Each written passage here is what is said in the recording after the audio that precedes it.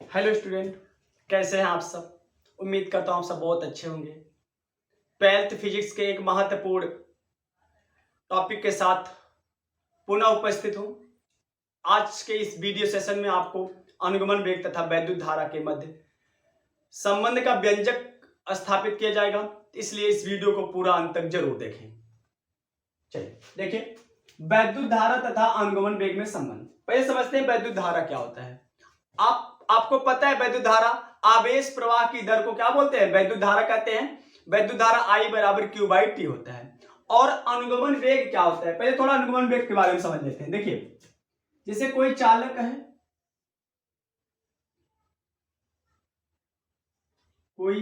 है, इसको बैटरी से जोड़ देते हैं,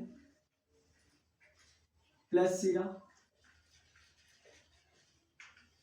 ए माइनस सिरा, ए प्लस सिरा, ए माइनस सिरा है।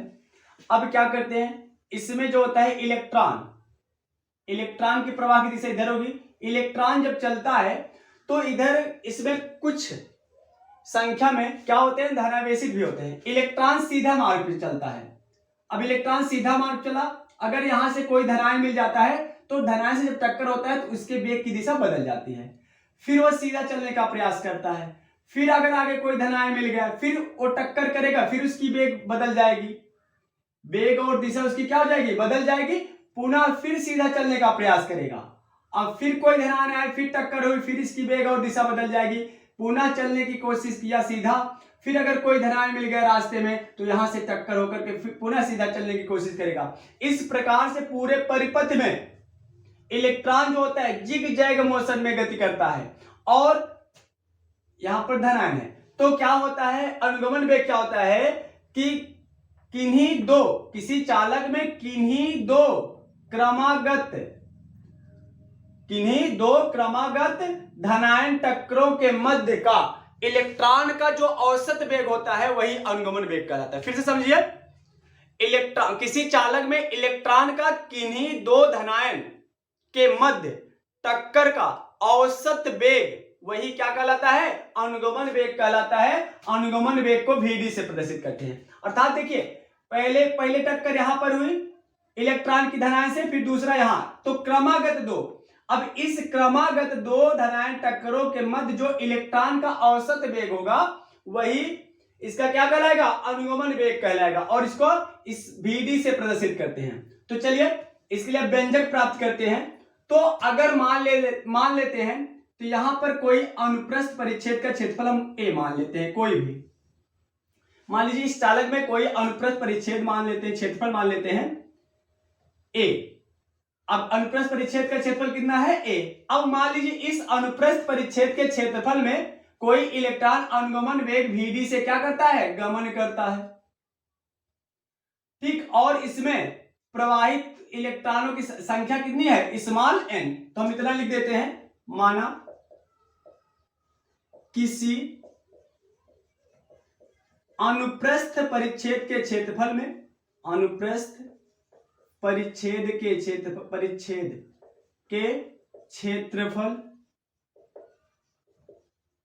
A में से गुजरने वाली इलेक्ट्रॉनों की संख्या,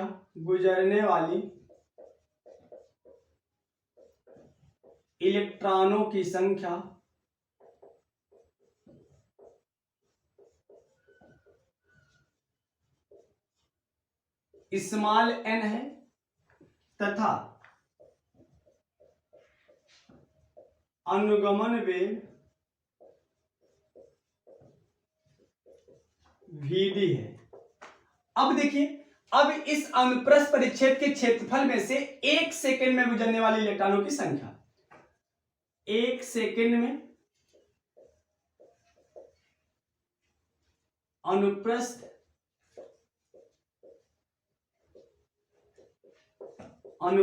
परिच्छेद के क्षेत्रफल में से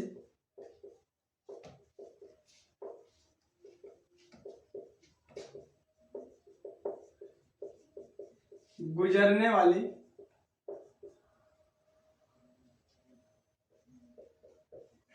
इलेक्ट्रॉनों की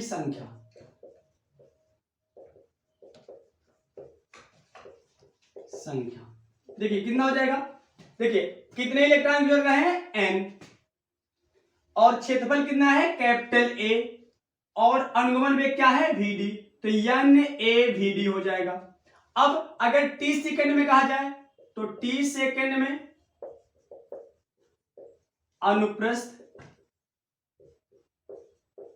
अनुप्रस्थ परिच्छेद के क्षेत्रफल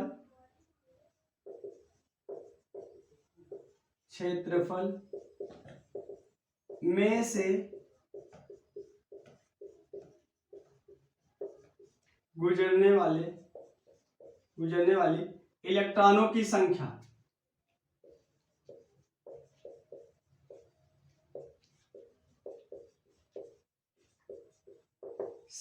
बराबर हो जाएगा NaVd इंटू क्या हो जाएगा T।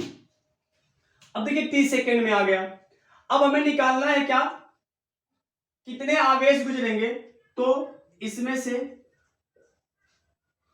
लिख देंगे परिच्छेद क्षेत्रफल में से, परिच्छेद क्षेत्रफल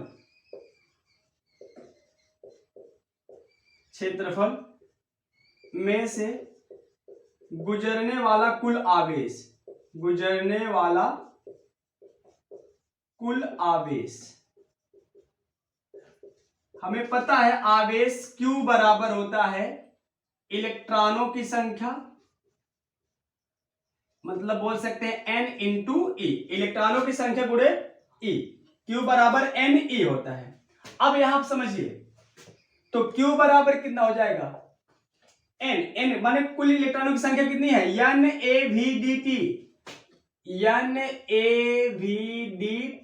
इंटू E, कुल इलेक्ट्रॉनों की संख्या इंटू E, तो कुल इलेक्ट्रॉनों की संख्या कितना है NaVd इंटू T और इंटू E हो जाएगा।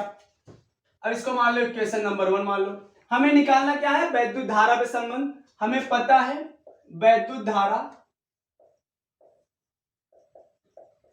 I बराबर होता है Q अपान T। अब Q का मान रख दीजिए, इसको मान लीजिए इक्वेशन नंबर 2। समीकरण 2 में रखने पर, एक नहीं 2 में रखने पर रख दीजिए, कितना हो जाएगा I इक्वल्स Q, Q का वैल्यू कितना है NeAVd इंटू T बटे T, T से T क्या हो जाएगा कैंसिल, तो I बराबर NeAVd। तो यह हो गया वैद्युत धारा और अनुगमन वेग में संबंध का व्यंजक।